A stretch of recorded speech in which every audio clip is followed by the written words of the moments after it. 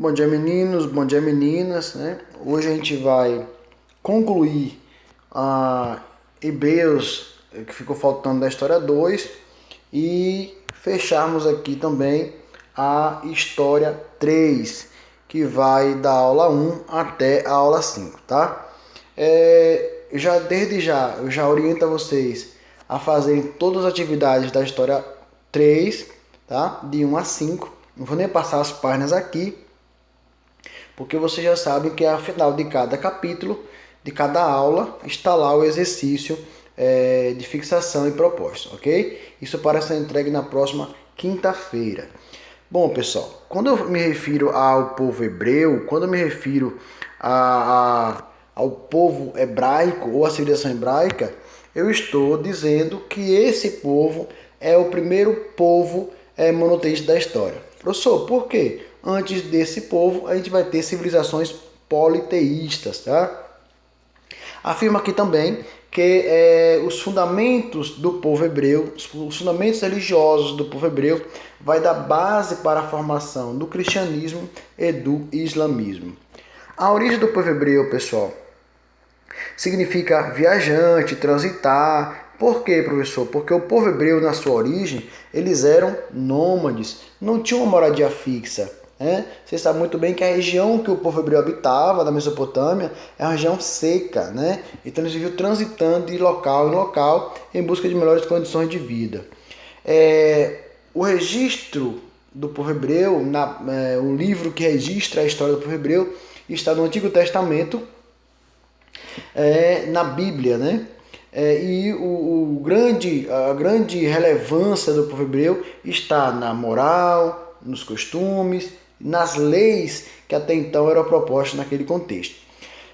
A história do povo hebreu ela pode ser dividida em 3 etapas, né? Governo dos patriarcas, sendo Abraão o primeiro patriarca da história do povo hebreu, o governo dos juízes e o governo dos reis, que também está lá na Bíblia, no Antigo Testamento. Já no governo dos patriarcas, terceiro ano, no governo dos patriarcas, os hebreus eram dirigidos por patriarcas, que eram considerados pais do povo hebreu, né? Líderes políticos, né? Onde a comunidade via como um exemplo, né? Como um homem digno de honra. O primeiro grande líder na história do povo hebreu vai ser Abraão, né? O primeiro patriarca do povo hebreu. E isso está registrado no Antigo Testamento. Abraão era considerado um mesopotâmico, originário da cidade de Ur, lá da Caldeia, na Mesopotâmia. O que eu tenho de relevante aqui também? Que Abraão ele vai sair com o povo da Mesopotâmia em direção à Palestina, em direção à Terra Prometida.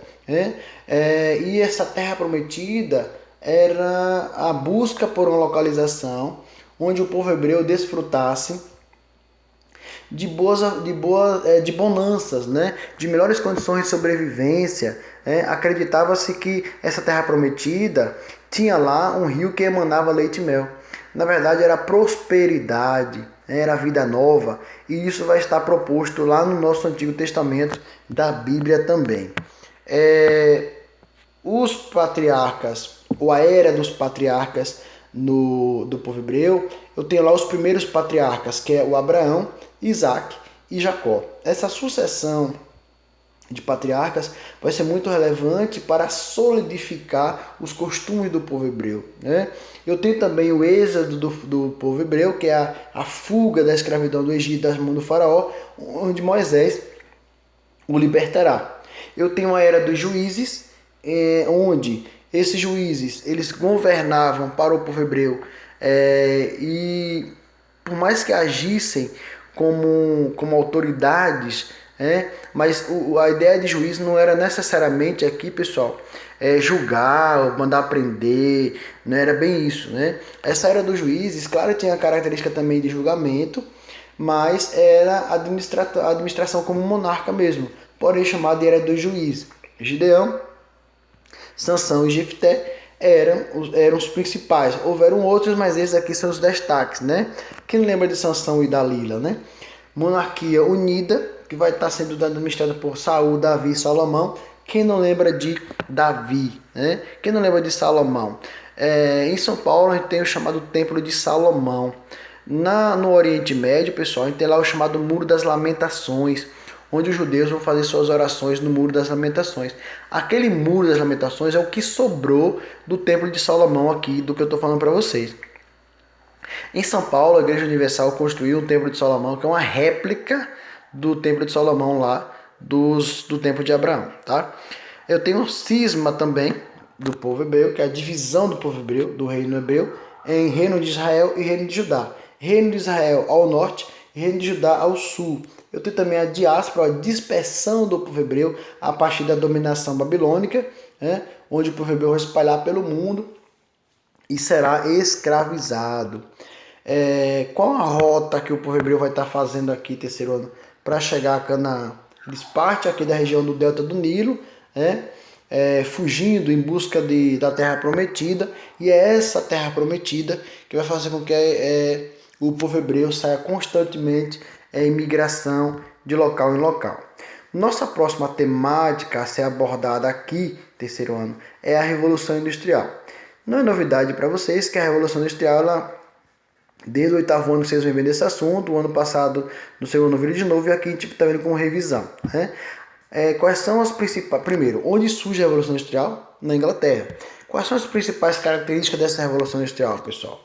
Produção industrial em larga escala, voltada para o mercado mundial, né? Especialização das tarefas, né? Ou seja, o que cada um vai estar fazendo, o que cada um vai estar desenvolvendo de forma específica. Uso intensivo de máquinas, ou seja, a mecanização da indústria a partir de agora, onde o operário tem que estar preparado para conduzir a máquina. Relação social que vai envolver burguês versus proletariado. Daqui entra, por exemplo, o Karl Marx, né, com a chamada luta de classes, fazendo analogia entre burgueses e proletariados. O sistema econômico vai estar ligado ao capitalismo industrial, né? A construção de estradas de ferro para facilitar o escoamento da produção, locomotivas, vagões, navios e máquinas industriais. Essas são as principais características da Revolução Industrial. Na Revolução Industrial, pessoal, a gente também pode dividir esse período em 3 fases, né? Essa revolução a gente pode dividir em 3 fases. Na primeira fase, que ocorre aqui na Inglaterra, é a fase que eu vou chamar aqui de mais simplória, né? Chamada onde surge a máquina a vapor, as filadeiras, as ferrovias, o carvão, os metais, e onde há a transição da manufatura para a maquinofatura, ou seja, o trabalho manual passando a dar lugar às máquinas. Na segunda fase, eu tenho, não mais exclusivamente na Europa, mas eu tenho aqui agora Europa, Estados Unidos e Japão, sendo um dos grandes precursores dessa segunda revolução industrial. Como é que a gente pode chamar essa segunda revolução industrial aqui, terceiro ano? De imperialismo ou neocolonialismo. O que significa isso? Significa dizer que esses países como Estados Unidos, Japão e países da Europa, como Alemanha, Inglaterra, eles passam agora a buscar matérias-primas na Ásia e na África para a produção e instalar indústrias naquela região, como controle, como domínio mundial. Inclusive, é essa segunda revolução industrial que vai ocasionar a Primeira Guerra Mundial, tá? Na terceira fase, é o que a gente vive até o dia de hoje, é o que chamamos de biotecnologia ou nanotecnologia. É a chamada fase dos ciborgues, dos robôs. Quem aqui nunca assistiu, por exemplo, Transformers, né? É a representação da nanotecnologia, onde o homem conversa com a máquina, o homem tem um contato com a máquina. É claro que se você fazer uma analogia, você vai compreender que a máquina não fala, né? Porém, é uma demonstração no filme de que o homem tem uma boa relação com a máquina. Na sociedade no qual a terceira fase existe, o homem, ou ele tem uma boa relação com a máquina, um bom diálogo com a máquina, ou a máquina acaba matando você. É o que ocorre no filme Transformers, né? Como eu disse antes, a Revolução Industrial ela ocorre aqui na Inglaterra durante o século XVIII. A burguesia é o destaque aqui na Revolução Industrial, tá? E essa burguesia ela vai ter uma nova mentalidade, uma mentalidade que vem do iluminismo, né? que vai ser o principal responsável pela transformação ideológica dessa sociedade. Então, o que é que esses burgueses vão fazer para ficar mais ricos, mais poderosos? Aumentar ou explorar o operário. Daí o Karl Marx vai entrar em cena para trabalhar a chamada luta de classe. Só para você ter ideia, eu tinha o trabalho que durava 16 horas por dia, sem direito a descanso, sem direito a férias, né? E a presença de mulheres e crianças que recebiam muito menos que os homens. O que eu chamo a atenção aqui tudo foi ponto positivo na Revolução Industrial, professor? Não. Eu tinha poluição, eu tinha exploração humana, né? E isso vai ser destaque relevante dentro do processo da Revolução Industrial. Já falava a vocês do Homem versus Máquinas e citei para vocês o filme Transformers, né? Onde eu devo ter uma relação com a máquina de conhecimento, de cuidados, ou então a máquina me sufoca, a máquina me conduz, né? Seria mais ou menos essa relação. Nesse caso aqui é Homem versus Máquinas, ou eu consigo ser o homem, ou eu não consigo conviver com a máquina. O que eu quero dizer para você aqui, que eu tenho aqui uma relação de não sentimento. Não sentimento. Em relação à máquina, quando eu passo a ter esse contato com a máquina, eu passo a ter uma relação de não sentimento. Professor, me dá um exemplo? Te dou. Quando você se envolve com a nanotecnologia, você se isola de sentimento. O exemplo que eu dou para você é o seguinte. Você tem o seu celular na mão. Antes, quando você não tinha o celular, você ia até a casa da sua amiga e dava um abraço nela e desejava parabéns, ou do seu amigo. Mas de repente você recebeu um celular. Você não vai mais na casa do seu amigo. Você podia até ligar logo quando você recebeu. Mas hoje você não manda mais, você não liga mais. Hoje você só manda uma florzinha com parabéns, amigo. Observe que a ausência de sentimento, ela começa a reinar, tá? E isso é um pouco preocupante. Dentro do conhecimento que a gente está estudando, pessoal, a gente vai estar vivendo aqui, por exemplo, a independência dos Estados Unidos ou a independência das 13 colônias americanas. E o que vai ser esse movimento? Vai ser um movimento inspirado nas ideias ou nos princípios iluministas que vai determinar o fim do domínio inglês nas chamadas 13 colônias americanas em 1776. O que ocorria antes do processo de independência dos Estados Unidos, professor? Havia uma relação positiva em relação à Inglaterra, de autonomia, e eu tinha aqui dois modelos de colonização. A chamada colonização do norte, que era conhecida como colônia de povoamento, as manufaturas e o trabalho livre. E eu tinha as colônias do sul, que era conhecida como uma colônia de exploração, no latifúndio agroexportador. Isso é interessante em que sentido, professor? Se você fizer um paradoxo aqui, tanto a colônia do norte quanto a colônia do sul, que tinha o seu diferencial, quando vai o processo de dependência, por que o norte desenvolve mais? Porque lá, pessoal, onde tinha as manufaturas, já tinha as indústrias, já tinha uma força maior, economicamente falando. E o que é interessante aqui? Quando o processo de independência ocorre, quando a independência dos Estados Unidos ocorre, os Estados Unidos, eles não vão transformar, por exemplo, em um império, como foi o Brasil. Eles vão transformar em uma república, o que vai ser extremamente relevante. Citando de novo aqui as colônias do sul e as colônias do norte, do centro, só para vocês perceberem a diferenciação entre elas, né? Enquanto as do sul utilizavam-se do latifúndio, mão de obra escrava africana, e o que era produzido era em grande escala para exportação, do norte era o contrário. Eu trabalhava em mitifúndio, apolicultura, artesanato, manufaturas, e era para o próprio comércio interno, e isso vai ser o diferencial aqui nas colônias do norte e do centro. Então, com o fim do antigo regime, por exemplo, na Inglaterra, os americanos buscam a sua independência em 1776. A Revolução Industrial também vai ser uma das bases para a independência dos Estados Unidos, né? Uma vez que a Inglaterra tinha interesse que os americanos comprassem produtos industrializados. A Revolução Francesa, que vai dar causa, não necessariamente aos Estados Unidos, mas à Guerra dos 7 Anos, que vai ocorrer aqui nesse contexto, influenciando a independência dos Estados Unidos. Mas além disso, eu vou ter também as ideias iluministas que irão colaborar, contribuir para influenciar na independência americana.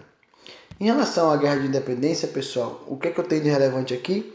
Que ocorre, de novo, só para reforçar, de 1776 a 1781, e o grande líder desse movimento vai ser um dos grandes nomes, né, da economia local, o fazendeiro George Washington. E o George Washington, com o apoio da França e da Espanha, vai conseguir proclamar a independência dos Estados Unidos. Aí você pergunta, pô, professor, da França e da Espanha? Pois é. Quem é que estava no poder na França? O Luís XVI. Daí vocês vão perceber mais adiante que a França vai sofrer com esse apoio que vai ofertar aos Estados Unidos. Em 1776, eu tenho o segundo Congresso da Filadélfia, que vai levar em conta aqui o primeiro processo de independência dos Estados Unidos, né? Como assim, professor? O segundo Congresso da Filadélfia vai declarar que, em 4 de julho de 76, de fato, os americanos são independentes, são livres da Inglaterra. E o que acontece a partir de agora, terceiro ano? Eles vão se organizar no novo Estado e irão promulgar, em 1787, a Constituição Americana, que irá estabelecer uma república, um federalismo, tripartição dos poderes, que é executivo, legislativo e judiciário, assegurando o direito de liberdade e igualdade entre os americanos, porém mantendo a escravidão, tá? Outra temática que a gente vai abordar aqui, pessoal, é a Revolução Francesa, tá? Logo de cara você pode observar na imagem a Bastilha, que eu vou falar mais adiante, tá? Primeiro fator, destaque. O que é que eu preciso compreender sobre a Revolução Francesa, professor? Ela é uma revolução burguesa, porém com forte participação popular. É uma revolução burguesa, porém com forte participação popular, tá?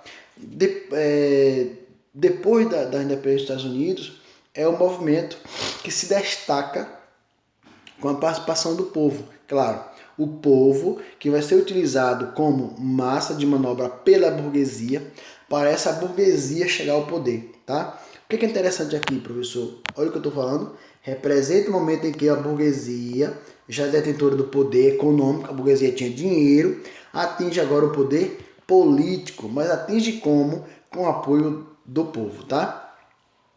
A sociedade francesa estava composta pelo rei, claro, né?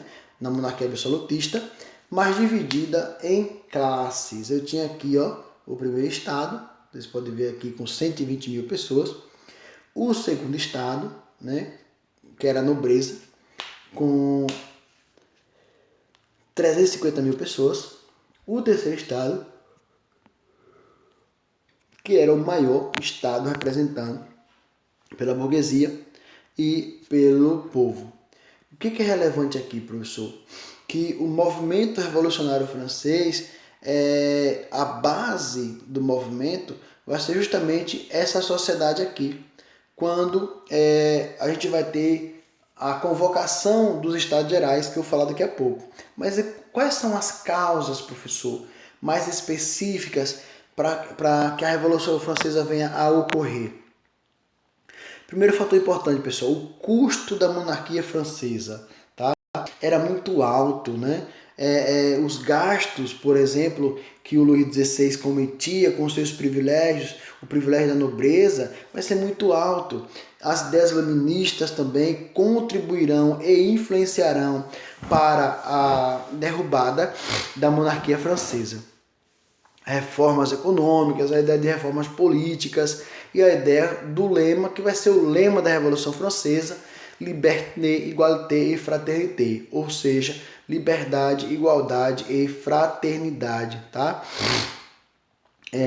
O gasto com guerras, e a exemplo disso está o apoio dado aos Estados Unidos na Guerra de Independência, como eu disse a vocês, juntamente com a Espanha, e a Guerra dos 7 Anos contra a Inglaterra, que a França saiu derrotada. Então aqui eu tenho algumas causas para que a Revolução Francesa viesse a ocorrer.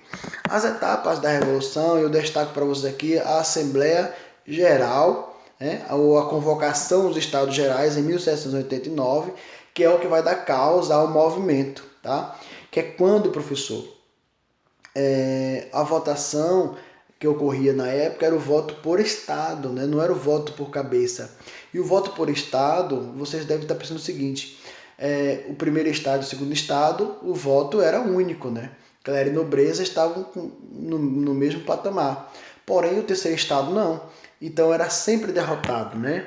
Havia sempre uma derrota, dos dois estados, né? Clero e nobreza versus o terceiro estado, que era o povo. Isso não era de concordância. O que vai acontecer a partir de agora aqui, terceiro ano? O terceiro estado reivindica que o voto seja por cabeça, seja por indivíduo e não mais por estado. Isso vai gerar discussões violentas dentro do processo revolucionário e o terceiro estado se separa dos outros dois estados, conclamando uma Assembleia Nacional Constituinte. Essa Assembleia Nacional Constituinte, ela vai promover aí a ideia de uma constituição, a ideia de uma monarquia constitucional, onde o monarca deveria agora governar pautado numa constituição pautada em leis. Aqui eu tenho, pessoal, os partidos que vão estar dentro dessa Revolução Francesa, que eram os Feuillants, que eles queriam a manutenção da monarquia constitucional, né? Os girondinos, jacobinos e os cordeleiros. Na Convenção Nacional tinha os Montanha, que eram os partidos de esquerda, os girondos, que era o partido de direita, e Planície, que era o partido de centro.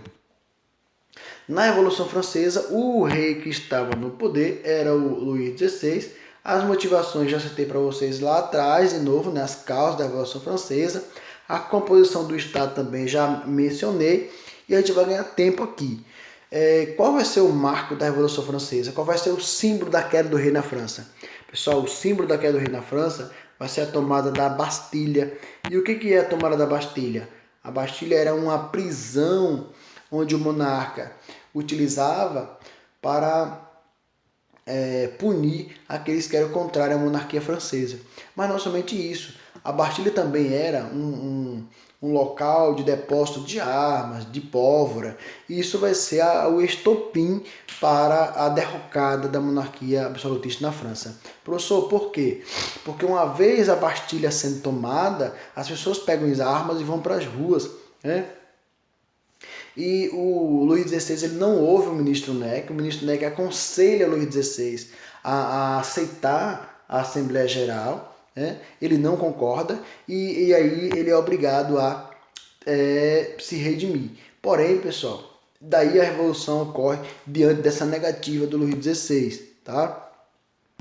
E aqui você tem aqui mais uma vez as causas da antecedentes da Revolução Francesa, que era do ministro, abuso do poder de nobreza, pompa das cortes, déficit orçamentário, crise produtiva, com a seca ferrenha na França, acordos econômicos desastrosos e alta dos impostos. Na Convenção Nacional, pessoal, o que ocorre aqui? A monarquia deixa de ser de fato a monarquia e é proclamada uma república na França. Porém, essa fase ela vai encerrar em 1794, dando condição a outra forma de poder. Quem é que vai estar no poder aqui na Convenção Nacional? O Robespierre, que era o líder jacobino. E aí, pessoal, o Robespierre chegou ao poder, as pessoas acreditavam que ele ia fazer realmente algumas mudanças populares, porém ele age como um tirano e acaba ocorrendo meio mundo derramamento de sangue na França. Qual o fim do Robespierre, pessoal? Ele é guilhotinado, ele primeiro leva um tiro na mandíbula e é guilhotinado também da mesma forma que ele fazia com seus opositores. Em janeiro de 73, Luís XVI ele tenta fugir, mas não vai ser possível, ele é mandado para a guilhotina. Logo, meses mais tarde, a sua esposa Maria Antonieta é também guilhotinada. Diante dessa convenção, desse acordo, algumas coisas, por exemplo, vão ficar estabelecidas, como, por exemplo, a abolição da escravidão nas colônias francesas, fim dos privilégios, divisão de latifúndios, ensino primário gratuito obrigatório. Então vai ser alguns acordos muito relevantes aqui na Convenção Nacional. Aqui repete basicamente o que eu disse lá atrás, né, com a Convenção Nacional, que vai ser a fase mais radical da Revolução Francesa, exemplo do Robespierre, que vai ser um dos líderes mais radicais da fase da Convenção Nacional. Tá? Em relação à próxima fase agora, pessoal, que é a partir de 1794, tem aqui a fase do diretório. E o que vai ser o diretório? O diretório, olha aqui, ó. O diretório vai ser uma das fases da monarquia francesa, do governo francês, onde a alta burguesia vai estar no poder e tentando evitar o antigo regime de volta, né? Então vai ser uma fase onde diretores, né, onde homens de poder liderados por jacobinos ou por girondinos, eles vão tentar evitar que a monarquia volte à França. Seria, na verdade, uma contra-revolução, né? Diante disso, eu vou ter de novo um líder girondino no poder. Diante disso, qual a característica básica que eu tenho para colocar aqui para vocês? Né?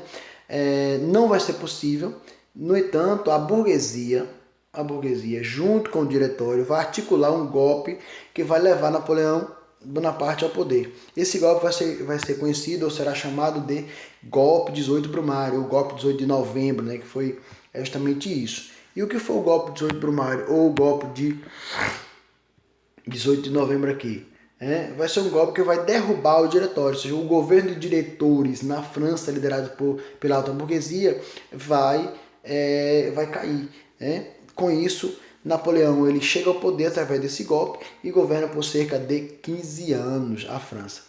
E o governo Napoleão, ou a era napoleônica, terceiro ano, será dividido em 3 fases. Consulado, onde o Napoleão vai ser o próprio, nomeia 3 cônsules, e ele é o cônsul mais relevante, mais importante, que mais detém o poder. Império e governo dos 100 dias. Nesse último aqui, governo dos 100 dias, o que é destaque, pessoal? O Napoleão ele estava exilado na ilha de Elba, ele reúne um grupo formando um exército, cerca de quase 300 homens, 300 homens, não me falha a memória, e retorna à França, e retoma o poder da França na época, né? E governa por 100 dias. Porém, ele acaba tentando conquistar a Rússia de novo na Batalha de Waterloo, e ele enfrenta o chamado Inverno Russo e não consegue vencer a Rússia e é derrotado. Diante disso, o Napoleão ele é de novo expulso da França e passa a viver seus últimos dias exilado na ilha de Santa Helena, né, onde morre lá.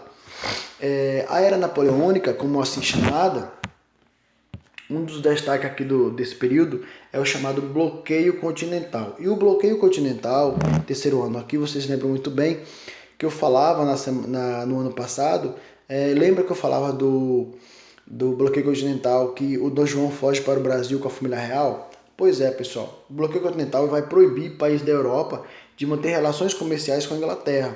Só que quando a família real foge para o Brasil, a família real portuguesa foge para o Brasil, por conta do bloqueio continental, eu tinha também alguns objetivos, né? Qual é o objetivo do bloqueio continental? Vencer a Inglaterra através do esgotamento econômico. Porém, a Inglaterra vai ser esperta, né?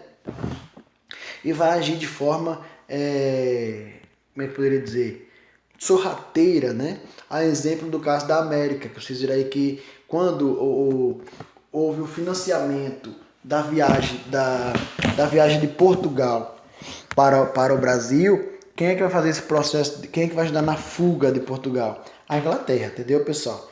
Então havia toda uma estratégia da Inglaterra para reforçar o comércio em outras áreas. Foi o caso, por exemplo, da América. Dentro da era napoleônica, terceiro ano, eu tenho também aqui o Congresso de Viena. Vou fazer um resumo desses 2 pontos básicos aqui.